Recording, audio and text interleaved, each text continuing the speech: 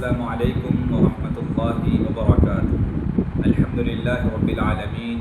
والصلاة والسلام علی رسولہ الامین وعلی آلہ وصحبہ اجمعین وبعد۔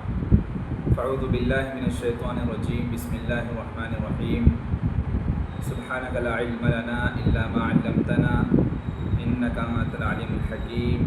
رب اشرح لی صدری ویسر لی امری واحلل عقدۃ من لسانی یفقهوا قولی۔ اللہم ربی زدنی علما۔ محترم طالبات، سورۃ البقرہ سورہ نمبر 2 آیت نمبر 24، اللہ سبحانہ وتعالیٰ فرماتے ہیں فَإِن لَّمْ تَفْعَلُوا وَلَن تَفْعَلُوا فَاتَّقُوا النَّارَ الَّتِي وَقُودُهَا النَّاسُ وَالْحِجَارَةُ أُعِدَّتْ لِلْكَافِرِينَ۔ پھر اے حق کا انکار کرنے والوں کافروں، اگر تم ایک صورت بھی نہ بنا سکو اور تم کبھی بھی نہیں بنا سکو گے تو اس آگ سے، اس جہنم سے ڈرو جس کا ایندھن انسان اور پتھر ہوں گے، جو کافروں یعنی حق کا انکار کرنے والوں کے لیے تیار کی گئی ہے۔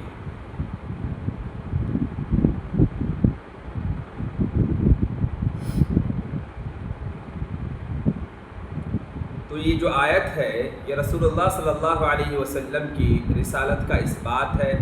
نبی کریم صلی اللہ علیہ وسلم رسول ہیں، اللہ کے پیغمبر ہیں، اس بات کی دلیل اس آیت میں موجود ہے۔ یہ ثابت کرنے کے بعد کہ اللہ سبحانہ و تعالیٰ کے سوا کوئی معبود نہیں،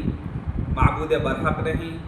عبادت کی جائے گی تو تمام تر قسمیں، جتنے بھی عبادات کی قسمیں ہیں وہ صرف اللہ سبحانہ و تعالیٰ کی خوشنودی اور رضامندی حاصل کرنے کے لیے کی جائے گی۔ نبوت و رسالت کو ثابت کرنے کے لیے اللہ سبحانہ و تعالیٰ نے کافروں سے مخاطب ہوتے فرمایا ہے وَإِن كُنتُمْ فِي رَيْبٍ مِّمَّا نَزَّلْنَا عَلَىٰ عَبْدِنَا فَأْتُوا بِسُورَةٍ۔ اور اگر تم کو اس کتاب میں جو ہم نے اپنے بندے محمد عربی صلی اللہ علیہ وسلم پر نازل فرمائی ہے کچھ شک ہو، تھوڑا برابر بھی اس میں شک ہو تمہیں، تو اس طرح کی ایک صورت تم بنا لاؤ۔ یعنی اگر تمہارا یہ گمان ہے کہ کتاب غیر اللہ کی طرف سے ہے تو تم بھی اس کے مقابلے میں اس طرح کی کوئی کتاب لے آؤ، اور اللہ کے سوا جس کی بھی چاہو اس سلسلے میں مدد لے لو، لیکن تم کبھی بھی ایسا نہیں کر سکتے، یہ تمہارے لیے امپاسبل ہے۔ ابن عباس رضی اللہ عنہما فرماتے ہیں کہ شہداءکم کا معنی اعوانکم ہے، یعنی اپنے مددگار کو بلا لو، جو بھی مددگار ہوں گے تمہارے اس سلسلے میں، یعنی قرآن جیسے کتاب بنانے کے سلسلے میں، ایک صورت تیار کرنے کے سلسلے میں جتنے لوگوں کو تم بلانا چاہتے ہو بلا لو، مدد کرنے کے لیے، سپورٹ کرنے کے لیے۔ تو یہ اللہ سبحانہ و تعالیٰ کا چیلنج ہے اور یہ قرآن کا اعجاز ہے۔ اللہ سبحانہ و تعالیٰ نے قرآن مجید میں کئی ایک مقامات پر کافروں کو یہ چیلنج دیا، جس طریقے سے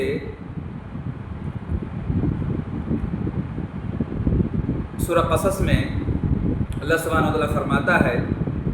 قُلْ فَأْتُوا بِكِتَابٍ مِّنْ عِندِ اللَّهِ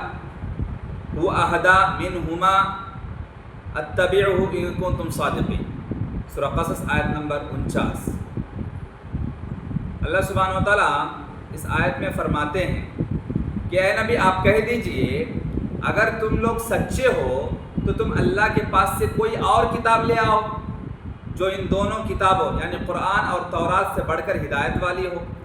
تاکہ میں بھی اس کی پیروی کروں۔ سورہ بنی اسرائیل میں اللہ سبحانہ و تعالیٰ یوں چیلنج فرماتا ہے قُلْ لَئِنِ اجْتَمَعَتِ الْإِنسُ وَالْجِنُّ عَلَىٰ أَن يَأْتُوا بِمِثْلِ هَٰذَا الْقُرْآنِ لَا يَأْتُونَ بِمِثْلِهِ وَلَوْ كَانَ بَعْضُهُمْ لِبَعْضٍ ظَهِيرًا۔ کہ نبی آپ کہہ دیجئے اگر انسان اور جن اس بات پر مجتمع ہو، جمع ہو جائے ایک پلیٹ فارم پہ کہ اس قرآن جیسا بنا لائیں گے، اس قرآن کی طرح اور ایک کتاب تیار کر لیں گے تو اس جیسا نہ لا سکیں گے، اگرچہ وہ ایک دوسرے کے مددگار کیوں نہ ہو۔ سورہ ہود میں اللہ سبحانہ و تعالیٰ چیلنج فرماتا ہے ام یقولون افترا قل فاتوا بعشر سور مثلہ مفتریات وادعوا من استطعتم من دون اللہ ان کنتم صادقین۔ کیا وہ کہتے ہیں کہ اس نے قرآن خود سے بنا لیا ہے، یعنی محمد نے خود سے قرآنی آیتوں کو گھڑ لیا ہے، یہ جو کہہ رہے ہیں آپ کہہ دیجئے اگر سچے ہو تو تم بھی ایسی 10 صورتیں بنا کر لے آؤ اللہ کے سوا، جس کو بھی تم مدد کے لیے پکارنا چاہتے ہو، بلانا چاہتے ہو، بلا لو سپورٹ کے لیے۔ اور سورہ یونس میں اللہ سبحانہ وتعالی چیلنج کرتا ہے وَمَا كَانَ هَذَا الْقُرْآنَ أَن يُفْتَرَى مِن دُونِ اللَّهِ وَلَكِنْ تَصْدِيقَ الَّذِي بَيْنَ يَدَيْهِ وَتَفْصِيلَ الْكِتَابِ لَا رَيْبَ فِيهِ مِن رَبِّ الْعَالَمِينَ أَمْ يَقُولُونَ افْتَرَى قُلْ فَأْتُوا بِسُورَةٍ مِثْلِهِ وَادْعُوا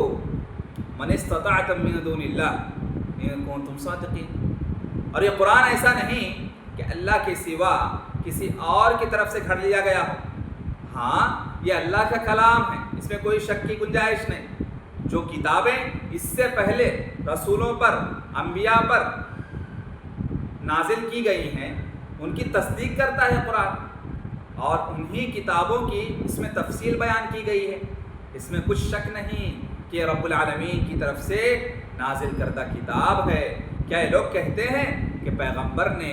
رسول نے اس کو اپنی طرف سے گھڑ لیا ہے، اپنی طرف سے بنا لیا ہے؟ آپ کہہ دیجئے اگر سچے ہو تو تم بھی اس طرح کی ایک صورت بنا لاؤ، اور اللہ کے سوا جن کو تم بلا سکو بلا بھی لو اپنے سپورٹنگ کے لیے، مددگار کے طور پر۔ یہ تمام آیتیں مکی ہیں،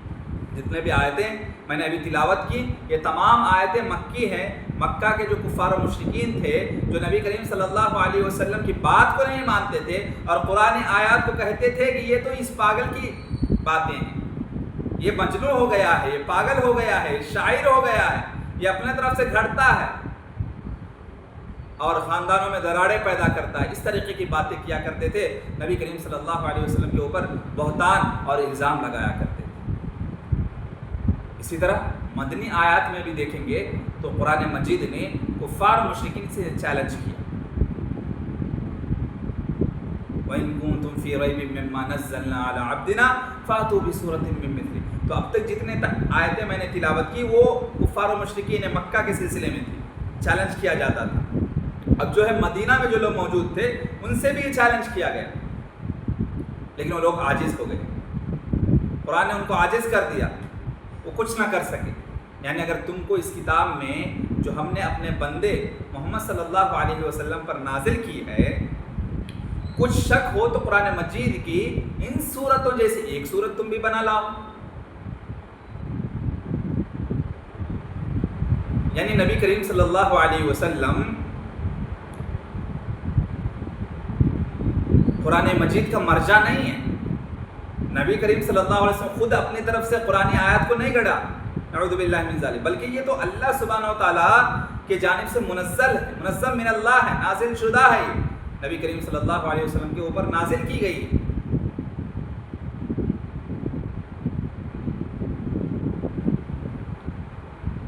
جس طریقے سے اللہ سبحانہ و تعالیٰ کہتا ہے فَأْتُوا بِعَشْرِ سُوَرٍ مِثْلِهِ کہ تم ایسی 10 صورتیں بنا لاؤ، اور یہ بھی فرمایا اللہ سبحانہ و تعالیٰ بنی اسرائیل میں لا یأتون بمثلہ،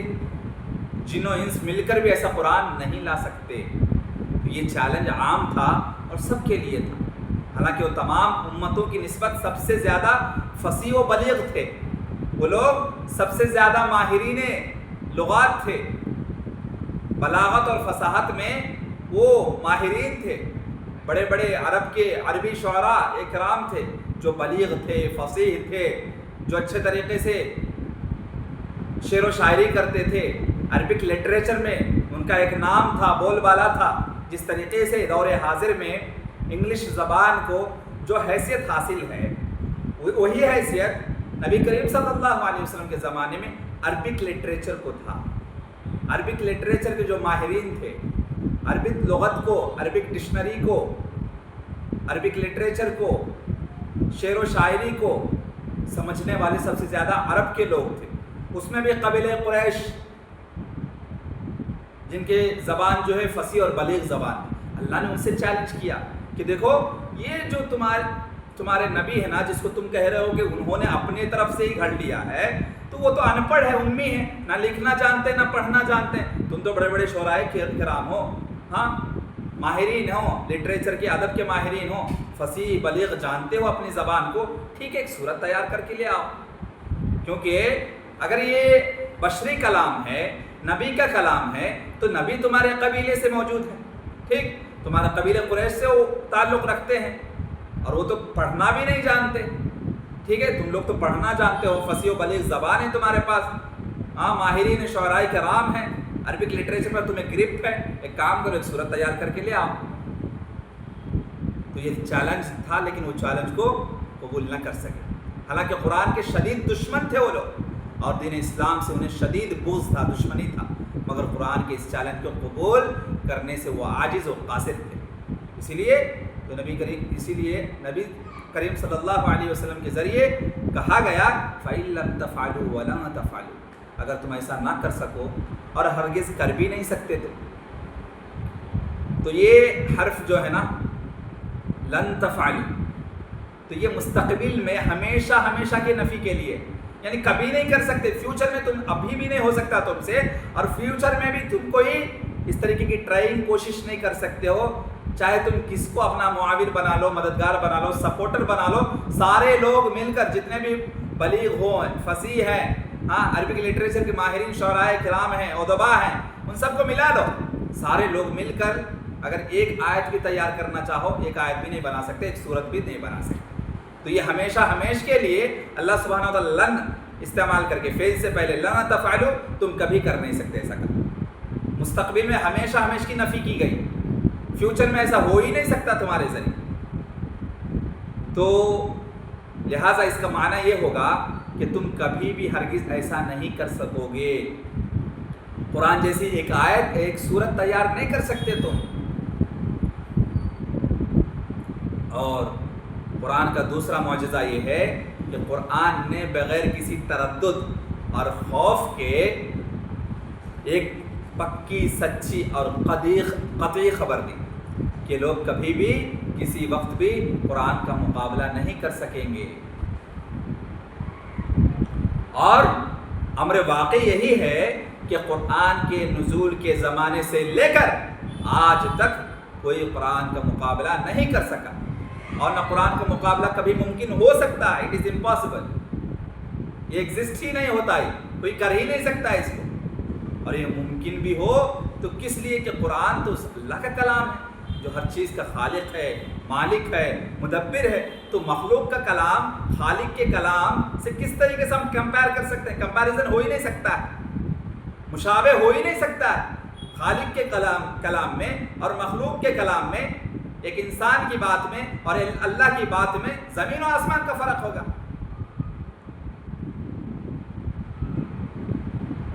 تو قرآن نے ان لوگوں کو عاجز کر دیا، تو یہ قرآن کا اعجاز ہے۔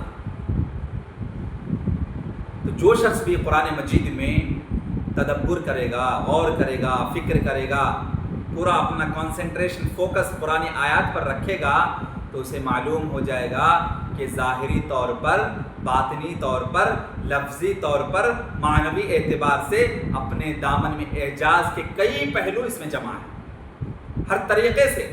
ظاہری طور پر، باطنی طور پر، لفظی طور پر، معنوی طور پر، یہ قرآن ہر کسی کو عاجز کر دیتا ہے، کوئی اس کا مقابلہ نہیں کر سکتا، کوئی اس کے چیلنج کو ایکسیپٹ نہیں کر سکتا۔ سورہ ہود میں اللہ سبحانہ وتعالیٰ فرماتے ہیں الف لام را کتاب احکمت آیاتہ ثم فصلت من لدن حکیم خبیر، یہ وہ کتاب ہے جس کی آیتیں مستحکم ہیں اور اللہ حکیم و خبیر کی طرف سے تفصیل سے بیان کر دی گئی ہیں، یعنی اس کتاب کے جو بھی الفاظ ہیں وہ محکم ہیں، اس میں رد و بدل، تبدیلی، چینجز نہیں کر سکتے، اور معنی جو ہے مفصل ہے، یا اس کے الفاظ مفصل ہے اور معنی محکم ہیں۔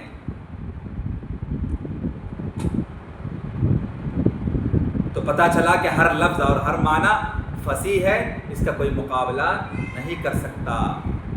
اس نے ہر خیر کا حکم دیا اور ہر شر سے قرآن مجید نے انسان کو منع فرمایا ہے، جیسا کہ اللہ سبحانہ وتعالیٰ فرماتے ہیں وَتَمَّتْ کلمۃ ربک صدقا وعدلا، سورہ نام میں اللہ سبحانہ وتعالیٰ فرماتے ہیں اور آپ کے پروردگار کی باتیں سچائی اور انصاف پر مبنی ہیں، انصاف میں مکمل ہے، پوری ہے، یعنی قرآن کی باتوں میں بیان کی گئی جتنے بھی خبریں ہیں تمام کی تمام تر خبریں سچی ہیں، پکی ہیں، اور ان میں ارشاد فرمائے گئے احکام انصاف پر مبنی ہیں، زور زبردستی نہیں، کوئی ٹارچر نہیں، کوئی پریزر نہیں۔ اللہ سبحانہ وتعالی انسان کو اختیار دیتا ہے۔ تو پتہ چلا کہ سارا قرآن حق ہے، سارا قرآن سچائی پر مبنی بات کہتی ہے، سارا قرآن عدل و انصاف کی تعلیم دیتی ہے، سارا کا سارا قرآن ہدایت پر مبنی ہے۔ اس میں کوئی فضول بات موجود نہیں، کوئی کذب بیان نہیں، کوئی جھوٹی بات نہیں، نعوذ باللہ من ذالک، اور نہ اس کو کسی کی طرف سے گھڑا گیا ہے، بلکہ اللہ سبحانہ و تعالیٰ کی جانب سے اپنے آخری نبی محمد صلی اللہ علیہ وسلم کے اوپر منظم من اللہ ہے، نازل شدہ ہے۔ جیسا کہ اس میں کوئی گھڑی ہوئی باتیں نہیں، اپنی طرف سے کوئی بیان نہیں کیا، یہ اللہ کی کلام، اللہ کی بات ہے، اللہ کا کلام ہے۔ تو جیسا کہ عرب والے جو تھے، اہل عرب اور دیگر ان کے جو شعراء کرام تھے، ان کی جو کلام ہوتی تھی نا، یعنی پوئٹری، تو اس میں وہ لوگ جھوٹی باتیں بھی کہتے تھے، فضول باتیں بھی کہتے تھے، ہاں، جب تک اس میں کوئی مکس مسالہ، جھوٹی بات، فضول بات، بے حیائی کی بات، یہ مکسنگ نہیں ہوتی، شعر و شاعری نہیں ہوتی۔ لیکن اللہ سبحانہ و تعالیٰ کہ جو یہ کلام ہے یہ حق پر مبنی ہے، صدق پر مبنی ہے، سچائی پر مبنی ہے، عدل و انصاف پر مبنی ہے، ہدایت پر مبنی ہے، اس میں کہیں بھی کوئی فضول بات کی کوئی گنجائش نہیں، نعوذ باللہ من ذالک، سبحان اللہ۔ نہ کذب بیانی کی گئی ہے، نہ اس میں کوئی چیز گھڑی گئی ہے، ہر چیز اللہ کی جانب سے۔ اس میں جس طریقے سے شعراء کرام اپنے شعر و شاعری میں، پوئٹری میں جھوٹی بات کی ملاوٹ ہوتی ہے، فضول باتیں کرتے ہیں، بے حیائی کی باتیں کرتے ہیں، فحش گوئی ہوتی ہے، فحش کلامی ہوتی ہے، ان تمام عیب سے یہ قرآن کی آیات پاک ہیں۔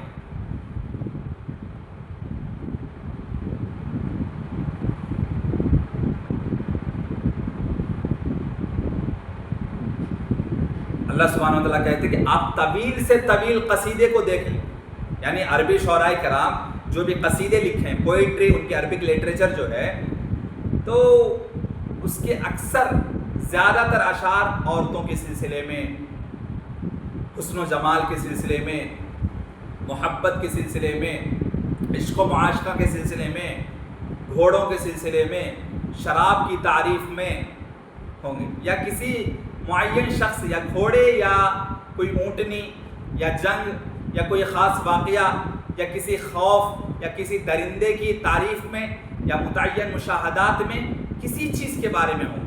کہ ان کا کوئی فائدہ نہیں، سوائے اس کے کہ ان سے کسی معین مخفی یا دقیق چیز کے بارے میں متکلم کی قدرت کلام کا پتہ چلتا ہے۔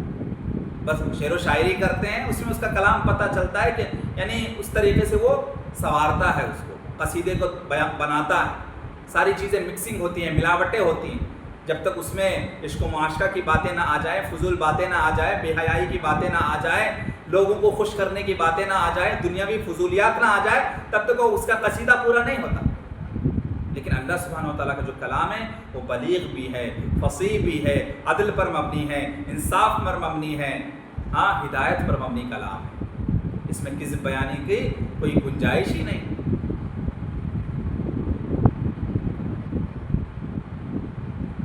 تو اس کے مقابلے میں یعنی ان کے جو عرب کے شعراء کرام تھے، ان کے جو لٹریچرز تھے، وہ جو ادیب تھے، عرب کے شعراء کرام، ادباء کرام جو ادیب تھے، لٹریچر کے ماہرین تھے، تو ان کے جو بھی قصیدے ہوتے تھے، جو بھی پوئٹری ہوتی تھی، تو ان میں یہ ساری چیزیں، یہ عیب پائی جاتی، لیکن قرآن، سارے کا سارا قرآن حد درجہ فصاحت اور بلاغت کا حسین و جمیل مرقع ہے۔ ہر اس آدمی کا، آپ جس آدمی کے سامنے بھی قرآن کا یہ پہلو بہت نمایاں اور واضح ہو کر رہے گا، جو کلام عرب کے تفصیل و اجمال کو جانتا اور اسلوب بیان کو پہچانتا، عربی زبان کی جو فصاحت ہے، بلاغت ہے، آپ اگر اس کو جانتی ہیں تو پھر آپ کے لیے بہت آسان ہوگا اس کا سمجھنا، کوئی مشکل، کوئی پیچیدگی نہیں ہے قرآن آیات۔ اور اسی طریقے سے جب ہم قرآن کی خبروں پر غور کرتے ہیں، فیوچر کی باتیں جو بتاتا ہے قرآن مجید، تو اس کے اوپر جب ہم کانسنٹریٹ کرتے ہیں، غور کرتے ہیں، تدبر کرتے ہیں، فکر کرتے ہیں، تو دیکھتے ہیں کہ ان میں حد درجہ حلاوت ہے، ہاں، خواہ ان کو اجمال کے ساتھ بیان کیا گیا ہو، یعنی مختصر بیان کیا گیا ہو، یا کہیں تفصیل کے ساتھ بیان کیا گیا ہو، یا کہیں بار بار دہرایا گیا ہو، یا کہیں ایک ہی بار بات بیان کی گئی ہو، لیکن جیسے جیسے اس میں تکرار ہو اسی قدر ان میں حلاوت، رفعت بڑھتی جاتی ہے۔ بار بار پڑھنے کے باوجود قرآن کی تازگی اور شادابی میں کوئی فرق نظر نہیں آتا۔ جتنی بار پڑھیں گے اتنی چاشنی اس میں یعنی نظر آتا ہے، اتنی تازگی نظر آتی ہے، اتنی شادابی نظر آتی ہے۔ اور علماء ربانی قرآن کی تلاوت سے کبھی نہیں اکتاتے۔ انسان کا کلام ہے نا جی، آپ جو ہے 2 مرتبہ پڑھیں گے، 3 مرتبہ پڑھیں گے، 5 مرتبہ، زیادہ سے زیادہ 10 مرتبہ پڑھیں گے، اس کے بعد آپ کے اندر جو اکتاہٹ آ جائے گی، بے چینی آ جائے گی، نفرت آ جائے گی۔ لیکن رب کا کلام ایسا نہیں، آپ چاہے پوری زندگی بھر تلاوت کر لیجئے، آپ کو کبھی اکتاہٹ محسوس نہیں ہوگی۔ ہمیشہ اس میں چاشنی، شادابی، حلاوت، مٹھاس، تازگی آپ کو نظر آئے گی۔ علماء یا حفاظ کرام جب بھی اس کی تلاوت کرتے ہیں تو ان کے اندر اکتاہٹ، بے چینی کبھی پیدا نہیں ہوتی۔ اور اسی طریقے سے اس میں وعید و تحدید کا بیان ہو تو اس سے ٹھوس اور جامد پہاڑوں پر لرزہ طاری ہو جاتی ہے، پہاڑ بھی کانپ اٹھ جاتی۔ بیچارے کمزور دل کس گنتی کے شمار ہیں جی ہم؟ یہ ہمارے دل کو متاثر نہیں کرتی، اس کا یہ مطلب نہیں کہ قرآن میں تاثیر نہیں ہے، بلکہ ہمارا دل گناہوں کی وجہ سے سخت ہو گیا۔ مجھے اور آپ کو اپنے دل کا جائزہ لینے کی ضرورت ہے، اپنے نفس کا تزکیہ کرنے کی ضرورت ہے، اپنے نفس کا محاسبہ کرنے کی ضرورت ہے کہ قرآن کی وہ آیت جو پہاڑ پر رکھ دی جائے تو اس کے خوف سے، اس کی ہیبت سے پہاڑ لرزاں اٹھے، لیکن ہمارا دل اتنا سخت ہو چکا، اتنا پتھر ہو چکا ہے، گناہوں میں ملوث ہو کر ہم اتنے سیاہکار بندے، گنہگار بندے، پاپی ہیں کہ قرآن آیات کو سنتے ہیں، جہنم کا تذکرہ ہوتا ہے، قبر کے عذابات کا تذکرہ ہوتا ہے، جہنم کی بھڑکتی ہوئی ایندھن کے بارے میں بتائی جاتی ہے، لیکن کبھی جوں کا تو ٹس سے مس نہیں ہوتا اور ہمارے اوپر کوئی تاثیر نظر نہیں آتی۔ تو ضرورت اس بات کی ہے کہ اپنے نفس کا تزکیہ کریں، اپنے نفس کا محاسبہ کریں، اپنے دل کا جائزہ لیں کہ ہمارا دل کیوں اتنا پتھر نما دل ہو چکا ہے، پتھر جیسا دل ہو چکا ہے، پتھر سے بھی پتھر ہے ہمارا دل، اتنا سخت ہو چکا ہے۔ قرآن کی آیت کی تلاوت پتھر کے سامنے کی جائے تو وہ بھی جو ہے لرزاں اٹھے، ڈر اور خوف کے معنی اس کے وہ بھی یعنی پھوٹ کے اس میں سے چشمے نکلنے آ جائے، لیکن ہمارا دل جو ہے اسے متاثر نہیں ہوتا۔ تو کتنے بڑے گنہگار ہیں ہم اور سیاہکار بندے ہیں ہم کہ جس کے گناہوں کے دلدل میں پھنس کر قرآن کی آیات کو سنتے ہیں لیکن اس سے کوئی تاثیر نہیں لیتے، کوئی سبق نہیں لیتے۔ اسی طریقے سے اگر قرآن کے وعدوں کو دیکھیں تو ان سے دل اور کان کھل جاتے ہیں، سلامتی کے گھر عرش الہی کے پڑوس میں رہنے کا شوق پیدا ہو جاتا ہے۔ جیسا کہ ترغیب میں اللہ سبحانہ و تعالیٰ فرماتے ہیں ترغیب دیتے ہوئے، فَلَا تَعْلَمُ نَفْسٌ مَّا أُخْفِيَ لَهُم مِّن قُرَّةِ أَعْيُنٍ جَزَاءً بِمَا كَانُوا يَعْمَلُونَ، کہ کوئی متنفس نہیں ہے، کوئی جاندار نہیں جانتا کہ ان کے لیے آنکھوں کی کیسی ٹھنڈک چھپا کر رکھی گئی، یہ ان کے اعمال کا صلہ ہے جو کرتے تھے۔ وَفِيهَا مَا تَشْتَهِيهِ الْأَنفُسُ وَتَلَذُّ الْأَعْيُنُ وَأَنْتُمْ فِيهَا خَالِدُونَ۔ سورہ زخرف میں اللہ سبحانہ وتعالیٰ فرماتے ہیں اور اس میں جو جی چاہے اور جو آنکھوں کو اچھا لگے جو بھی موجود ہوگا، اہل جنت تم سے کہا جائے گا تم اس میں سے ہمیشہ رہو گے، ہمیشہ رہو اس میں، تمہاری مرضی جیسے چاہو اس کو استعمال کرو۔ اور اللہ سبحانہ وتعالیٰ ترغیب کے طور پر بھی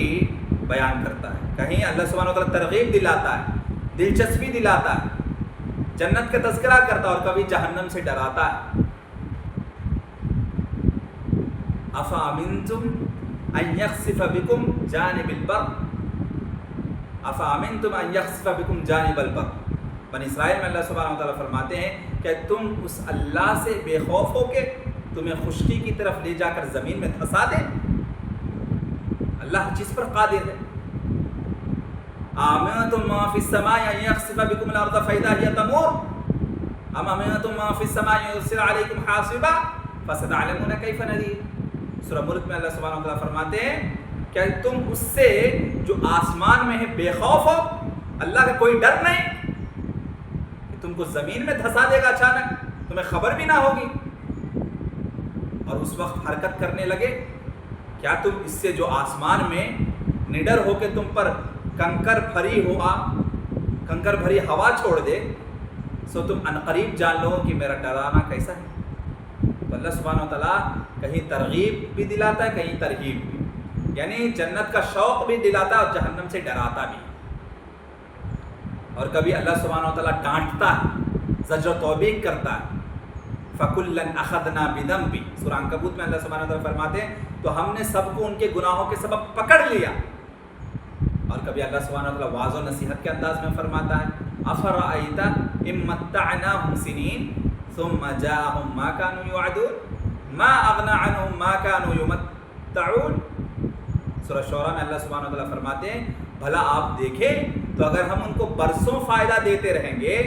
سالوں سال فائدہ دیتے رہیں گے، پھر ان پر عذاب آ جائے، عذاب واقع ہو جائے جس کا ان سے وعدہ کیا جاتا ہے، تو جو فائدہ یہ اٹھاتے رہے ہیں ان کے کچھ کام نہ آئیں گے۔ تو ان ساری آیتوں سے پتہ چلتا ہے کہ قرآن مجید میں فصاحت بھی موجود ہے، بلاغت بھی موجود ہے، حلاوت بھی موجود ہے، اور اس طریقے کی بہت سی انواع و اقسام نظر آئیں گی آپ۔ اگر آیات کا تعلق احکام سے ہے، عوامل سے ہے، نواہی سے ہے، امر سے ہے، نفی سے ہے، تو یہ معروف ہے، اچھی، نافع، طیب، پاکیزہ، محبوب چیز کے حکم اور ہر قبیح، رذیل، گھٹیا چیز سے ممانعت پر مشتمل ہوتی ہے۔ جیسا کہ ابن مسعود اور سلف صالحین میں سے کئی حضرات نے یہ بات کا ذکر کیا کہ آپ صلی اللہ علیہ وسلم جب قرآن مجید میں اللہ تعالیٰ کے فرماتے ہوئے سنیں یا ایھا الذین آمنوا، اے لوگ جو ایمان لائے ہو تو کان لگا دیں۔ جب بھی یا ایھا الذین آمنوا سے خطاب کرتا ہے اللہ سبحانہ و تعالیٰ تو مومنوں کو چاہیے کہ کان لگا دیں، یعنی غور سے سنیں، تدبر کریں اس آیت پر، کیونکہ اس میں اللہ تعالیٰ نے کسی نیکی کا حکم دیا ہوگا یا کسی برائی سے روکا ہوگا۔ تو جب بھی یا ایھا الذین آمنوا کی آیت کی تلاوت شروع ہوتی ہے تو ہمیں غور و تدبر کرنی چاہیے، یا تو اللہ سبحانہ و تعالیٰ کسی چیز کا حکم دیتا ہے یا کسی چیز سے ہمیں روکتا ہے، منع فرماتا ہے۔ اسی لیے اللہ سبحانہ و تعالیٰ فرماتے ہیں سورہ اعراف میں کہ یأمرهم بالمعروف وینہاہم عن المنکر ویحل لهم الطیبات ویحرم علیہم الخبائث ویضع عنہم اصرہم والاغلال التي كانت علیہم، کہ وہ نبی صلی اللہ علیہ وسلم انہیں نیک کا حکم دیتے ہیں اور برے کام سے روکتے ہیں، اور وہ پاک چیزوں کو ان کے لیے حلال کرتے ہیں اور ناپاک چیزوں کو نبی کریم صلی اللہ علیہ وسلم قرآن کی آیت کے ذریعے ان پر حرام ٹھہراتے ہیں، اور ان سے بوجھ اور طوق جو ان کے سر پر اور گلے میں تھے اس کو اتارتے ہیں۔ تو آیت کا تعلق آخرت سے ہے، اس کی ہولناکی سے ہو، جنت و جہنم سے ہو، نعمتوں اور لذتوں سے ہو جنہیں اللہ تعالیٰ نے اپنے دوستوں کے لیے جنت میں تیار فرما رکھا، مومنین کے لیے جنت میں تیار کر رکھا، یا ان دردناک عذابوں سے آیت کا تعلق ہو جنہیں جہنم میں اپنے دشمنوں کے لیے اللہ تعالیٰ تیار کر رکھا ہے۔ تو پھر یہ آیت بشارت سناتی، ڈراتی ہے، نیک کاموں کے سر انجام دینے کی دعوت دیتی ہے، اور برے کاموں سے یہ آیت اجتناب کرنے کی تلقین فرماتی ہے، نصیحت فرماتی ہے، دنیا سے بے رغبت کرتی ہے اور آخرت کی ترغیب دلاتی ہے، مثالی اور بہترین رستے پر ثابت قدم رکھتی ہے اور اللہ کے صراط مستقیم اور اس کے شرعی متی کی ہدایت کرتی ہے، اور دلوں سے شیطان مردود کی ناپاکی کو دور کرتی ہے۔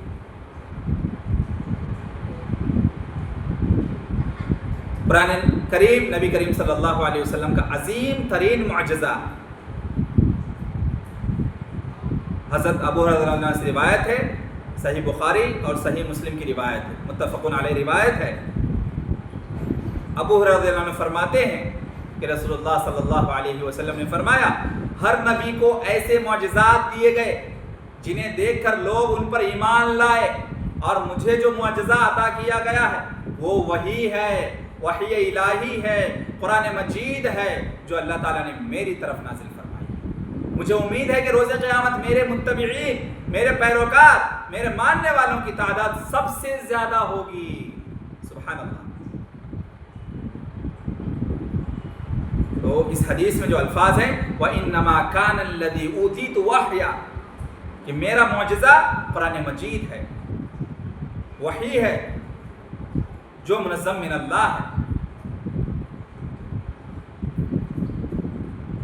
اس کا مفہوم یہ ہے کہ انبیاء کرام علیہ السلام کی نسبت مجھے جس خاص معجزے سے فراز فرمایا گیا وہ یہ قرآن مجید ہے، جس کے مقابلے سے ساری انسانیت عاجز و قاصر ہے، جبکہ بہت سے علماء کے نزدیک قرآن مجید کے علاوہ دیگر آسمانی کتابیں بھی معجزہ نہ تھیں، قرآن مجید معجزہ۔ اللہ عالم بالصواب۔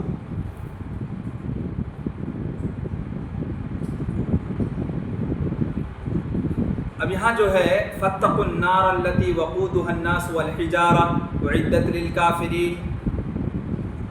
پتھروں سے مراد کیا ہے؟ اس آیت میں جو یعنی انسان اور پتھر جہنم کے ایندھن ہو گئے، جس کو جہنم کی آگ کو کافروں کے لیے تیار کیا گیا ہے، تو یہاں پتھر کا معنی ہے کیا؟ یعنی اس آگ سے ڈرو جس کا ایندھن آدمی اور پتھر ہوں گے اور وہ کافروں کے لیے تیار کی گئی۔ یعنی پتھر سے مراد ایندھن ہے، جس سے آگ جلائی جاتی ہے، بھڑکائی جاتی ہے، جیسا کہ اللہ سبحانہ و تعالیٰ سورہ جن میں فرماتے ہیں وَأَمَّا الْقَاسِطُونَ فَكَانُوا لِجَهَنَّمَ حَطَبًا، اور جو ظالم ہے نا وہ دوزخ کا ایندھن بننے والے ہیں۔ اسی طریقے سے اللہ سبحانہ و تعالیٰ سورہ انبیاء میں فرماتے ہیں إِنَّكُمْ وَمَا تَعْبُدُونَ مِن دُونِ اللَّهِ حَصَبُ جَهَنَّمَ أَنْتُمْ لَهَا وَارِدُونَ لَوْ كَانَ هَؤُلَاءِ آلِهَةً مَا وَرَدُوهَا وَكُلٌّ فِيهَا خَالِدُونَ، بے شک تم اور جن کی تم اللہ کے سوا عبادت کرتے ہو دوزخ کا ایندھن، دونوں چیز، یعنی تمہیں بھی دوزخ کا ایندھن بننا ہے اور جن کو تم پوجتے ہو اس کو بھی ہم جہنم میں ڈالیں گے۔ تو جن کو تم پوجتے ہو، جس کی تم عبادت کرتے ہو، تمہارے ساتھ ان کو بھی جہنم کا ایندھن بننا ہوگا، تم سب اس میں داخل ہو کر رہو گے۔ اگر یہ لوگ در حقیقت معبود ہوتے جس کو تم پوجتے ہو نا، واقعی معنوں میں وہ لوگ معبود ہوتے تو اس میں داخل نہ ہوتے، جہنم میں داخل نہ ہوتے۔ تمہیں بھی اور تمہارے معبودان باطلہ کو، دونوں کو ایک ساتھ جہنم کا ایندھن بنانے والا، سب اس میں ہمیشہ ہمیں جلتے رہیں گے۔ تو یہاں پتھروں سے یہاں گندھک کے بڑے بڑے سیاہ سخت بدبودار پتھر مراد ہیں، گندھک سے تیار کی گئی بڑے بڑے سیاہ سخت بدبودار پتھر مراد۔ گرم ہونے کے بعد دیگر تمام پتھروں کی نسبت ان کی حرارت، ان کی ٹیمپریچر سب سے زیادہ تیز ہوتی ہے۔ اللہ تعالی ہمیں ان جیسے جو ایندھن بننے والے ہیں اس سے ہماری حفاظت فرمائے، آمین۔ اور یہ بھی کہا گیا کہ ان پتھروں سے مراد بتوں اور مجسموں، وہ مورتیاں جس کو پوجتے ہیں، کہ وہ پتھر ہیں جن کی پوجا پاٹ کی جاتی تھی، جیسا کہ ارشاد باری تعالیٰ ہے انکم وما تعبدون من دون اللہ حصب جہنم۔ سورہ انبیاء میں اللہ سبحانہ وتعالیٰ فرماتا ہے بے شک تم اور جن کی تم اللہ کے سوا عبادت کرتے ہو دوزخ کا ایندھن ہوگے۔ تو یہ پتھر سے مراد وہ پتھر ہے جن پتھروں سے مورتیوں کو تراشا جاتا ہے، جن مورتیوں کے لوگ پوجا پاٹ کرتے ہیں، تو ان کو اور ساتھ میں وہ پتھر جن کی پوجا پاٹ کرتے ہیں، اس پتھر کے مورتیوں کو بھی جہنم کے آگ میں ایندھن بنایا جائے۔ اعدت للکافرین، جو کافروں کے لیے تیار کی گئی ہے۔ تو اس سے مراد وہ آگ ہے جس کا ایندھن آدمی اور پتھر بننے والے ہیں۔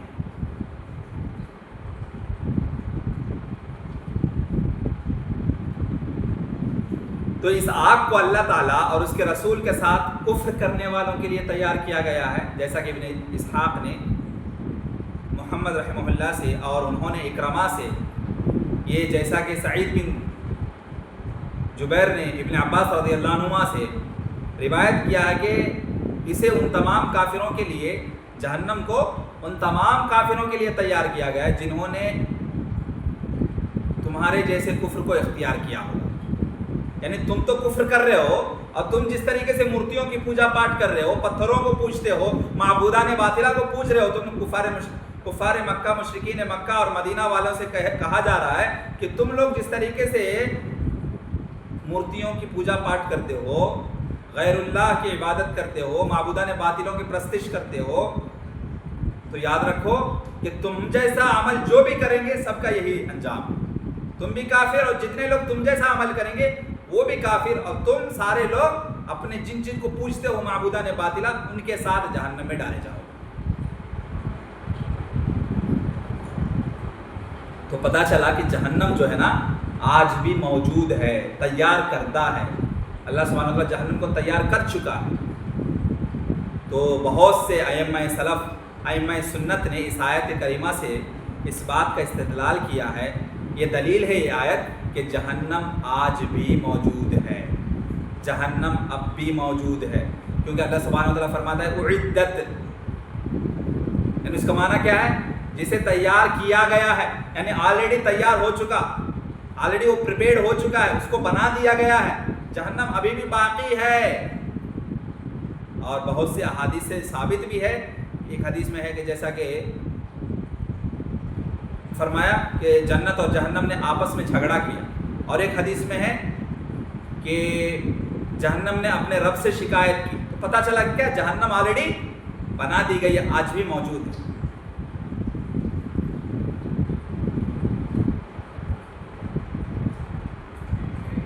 اسی طریقے سے حضرت ابو ہریرہ سے روایت ہے کہ حدیث میں ہے کہ آپ صلی اللہ علیہ وسلم نے ایک بہت زوردار آواز سنی، تو سوال کیا صحابہ سے اتدرون ما ھذا، کیا تم جانتے ہو کس چیز کی آواز ہے؟ تو صحابہ نے کہا اللہ اور اس کا رسول ہی بہتر جانتے ہیں۔ تو نبی کریم صلی اللہ علیہ وسلم نے فرمایا کہ یہ اس پتھر کی آواز ہے جسے 70 سال پہلے جہنم میں پھینکا گیا تھا، وہ مسلسل گرتا رہا، اب اس کے پیندے تک جا پہنچا ہے، اب اس کے نچلی سطح تک جا کے اب گرا ہے، یعنی یہاں پہ جہنم کی جو نچلا حصہ ہے، اس کی جو لمبائی ہے، اس کا جو تہ ہے وہ کتنی، یعنی اس کی ڈسٹینس کتنا ہے اس کو پتہ، یعنی 70 سال پہلے پھینکا گیا تھا، آج جا کے اس کے آخری حصے میں جا کے لگا ہے، تو وہ پتھر کی آواز تم سنے ہو، تو پتہ چلا کہ جہنم آلریڈی تیار ہے، آج بھی موجود ہے۔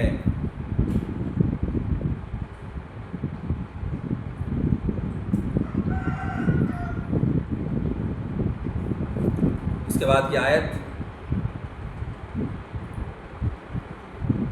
وَبَشِّرِ الَّذِينَ آمَنُوا وَعَمِلُوا الصَّالِحَاتِ أَنَّ لَهُمْ جَنَّاتٍ تَجْرِي مِن تَحْتِهَا الْأَنْهَارُ كُلَّمَا رُزِقُوا مِنْهَا مِن ثَمَرَةٍ رِزْقًا قَالُوا هَذَا الَّذِي رُزِقْنَا مِن قَبْلُ وَأُتُوا بِهِ مُتَشَابِهًا وَلَهُمْ فِيهَا أَزْوَاجٌ مُطَهَّرَةٌ وَهُمْ فِيهَا خَالِدُونَ۔ اور اے نبی صلی اللہ علیہ وسلم، ایمان والوں اور نیک عمل کرنے والوں کو آپ خوشخبری سنا دیجیے کہ ان کے لیے ایسے باغات ہیں، ان کے لیے ایسے باغات ہیں، ایسی جنتیں ہیں جن کے نیچے نہریں بہتی ہوں گی، جب بھی انہیں کوئی پھل کھانے کو دیا جائے گا تو وہ جنتی کہیں گے کہ یہ تو وہی پھل ہے جو اس سے پہلے ہمیں دنیا میں دیا جا چکا ہے، کیونکہ جو پھل انہیں جنت میں دیا جائے گا وہ شکل و صورت میں دنیا کے پھل سے ملتا جلتا ہوگا، سملیرٹی ہوگی۔ جنتی لوگوں کے لیے وہاں پاک و صاف بیویاں بھی ہوں گی، اور وہ لوگ جنت میں ہمیشہ ہمیش رہیں گے۔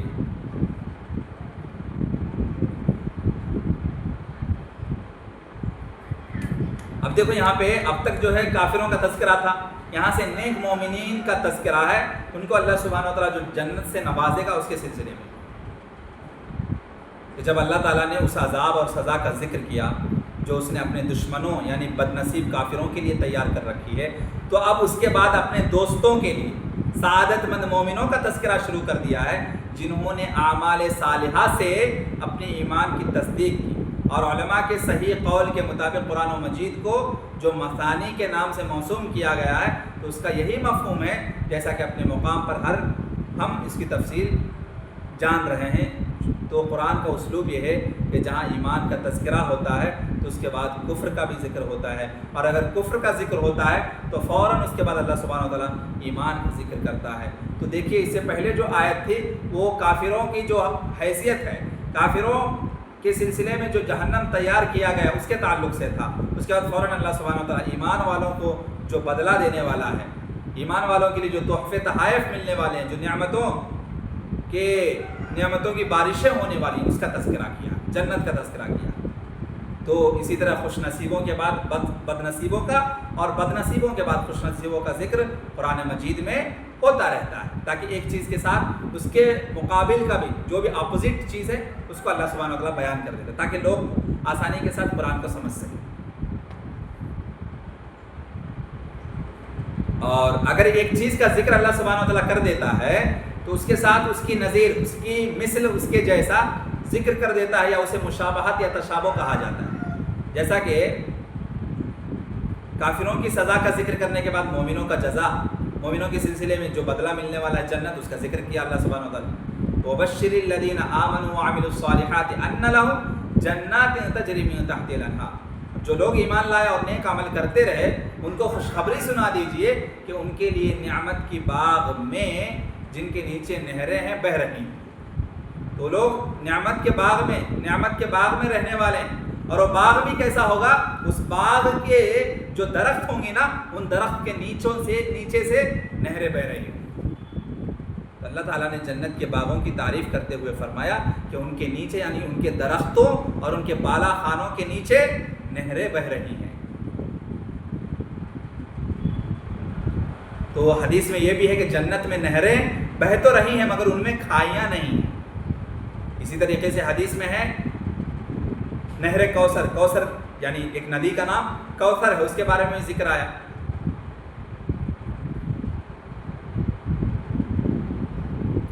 اس طریقے سے نبی کریم صلی اللہ علیہ وسلم نے فرمایا کہ جنت، اس کے دونوں کنارے سچے، یعنی وہ جو نہر ہے، نہر کے دونوں کنارے سچے موتیوں کے قبے ہوں گے۔ میں نے کہا ہے جبریل یہ کیا ہے؟ عرض کی کہ یہ وہی کوثر ہے جسے اللہ تعالیٰ نے آپ کو نوازا ہے۔ کوثر ندی کا نام، نہر کا نام ہے، اور اس کی خوشبو یا اس کی مٹی خالص مشک عنبر کی جیسی، اور جنت کی کنکریاں موتی اور ہیرے ہیں۔ ہم اللہ تعالیٰ سے دعا کرتے ہیں کہ اللہ تعالیٰ وہ محض اپنے فضل و کرم سے ہمیں بھی جنت کی ان تمام نعمتوں سے بہرور فرمائے، آمین۔ تو حضرت ابو ہریرہ سے روایت ہے، انہوں نے بیان کیا کہ رسول اللہ صلی اللہ علیہ وسلم نے فرمایا کہ جنت کی نہریں کستوریاں جو ہوتی ہیں نا، کستوری کی ٹیلوں یا اس کے پہاڑوں کے نیچے سے نکلتی ہیں۔ عبداللہ بن مسعود رضی اللہ عنہ فرماتے ہیں کہ جنت کی نہریں کستوری کے جو پہاڑ سے نکلتی ہیں۔ تو جنت کے پھلوں ہے نا، جنت کے پھل کے بارے میں اس کے مشابہت بیان کی گئی۔ کلما رزقوا منها من ثمرۃ رزقا قالوا هذا الذي رزقنا من قبل واتوا به متشابها۔ جب انہیں ان میں سے کسی قسم کا میوہ، پھل دیا جاتا ہے، فروٹ دیا جاتا ہے کھانے کے لیے، تو وہ کہیں گے یہ تو وہی ہے جو ہم کو پہلے دیا گیا تھا۔ اور اسی طریقے سے یعنی حاتم نے یحییٰ بن ابو کثیر سے روایت کیا ہے کہ جنت کی گھاس زعفران ہے اور اس کی ٹیلیں کستوری کے ہیں۔ چھوٹے چھوٹے خوبصورت بچے جنتیوں کے پاس پھل لے کر آئیں جنہیں وہ کھائیں گے، پھر اسی طرح کے وہ اور پھل لے کر آئیں گے، تو جنتی کہیں گے یہ پھل تو تم ابھی لائے تھے۔ تو یہ لڑکے کہیں گے کہ نہیں، انہیں بھی کھاؤ۔ رنگ ایک جیسا مگر ذائقہ مختلف ہے، یعنی کلر ایک جیسا ہوگا لیکن اس کا ٹیسٹ ڈیفرنٹ ہوگا۔ وَأُتُوا بِهِ مُتَشَابِهًا۔ جنت کے پھل اگرچہ ایک دوسرے سے مشابہ ہوں گے مگر ان کا ذائقہ مختلف ہوگا۔ دیکھنے میں سملیرٹی ہوگی، سملر ہوگا، سملر فروٹس ہوں گے لیکن اس کا ٹیسٹ ڈیفرنٹ ہوگا، الگ الگ ہوگا۔ جنت کے پھل بھی اگرچہ دنیا کے پھلوں کے جیسا سملیرٹی ہوں گی اس کی، مگر جنت کے پھل بہت عمدہ ہوں گے۔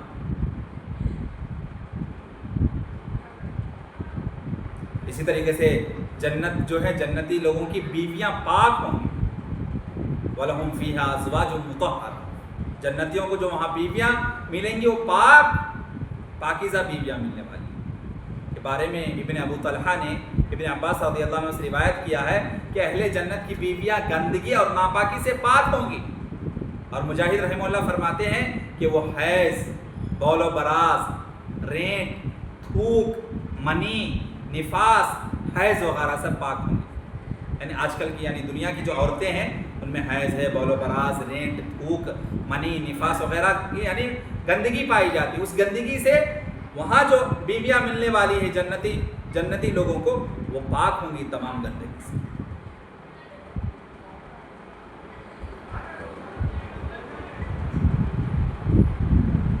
وَهُمْ فِيهَا خَالِدُونَ، وہ جنت میں جنتی ہمیشہ ہمیشہ کے لیے رہیں گے۔ تو یہ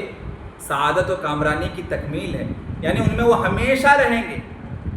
اور ابدی اور سرمدی نعمتوں کے ساتھ ایسے پرامن مقام میں ہوں گے، پیسفل لائف ہوگی ان کی، جہاں موت کا کوئی خوف نہیں، موت کا کوئی ڈر نہ ہوگا،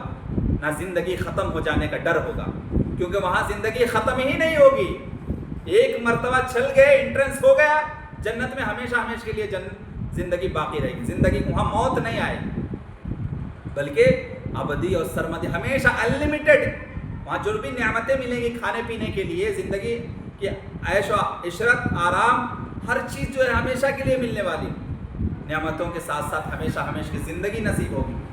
ہم اللہ تعالیٰ سے دعا کرتے ہیں کہ وہ ہمیں بھی اپنے انہی بندوں میں شامل فرمائے، آمین۔